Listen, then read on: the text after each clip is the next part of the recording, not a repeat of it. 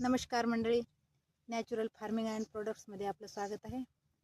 पहा मंडळी, गेल्या 2-2.5 महिन्यापासून शेतीची कामं असे ठप्प राहिली होती, कारण की यावर्षी अतिवृष्टी झालेली आहे, खूपच पाऊस झालेला आहे. पण आतासुद्धा चिखल आहे. रब्बी पार 2-2, 3-3 इंचावर येत होती. आता कुठं शेतीतलं पाणीच हटलं नाही पहा, त्यामुळे शेतीची कामं मागे पडलेली आहेत. आता कुठं कापूस वेचायला आलेला आहे आणि आमच्याकडे सीतादेवी म्हणतो, कुठं काय म्हणते ते माहीत नाही पहा. तो काशी करतो आम्ही.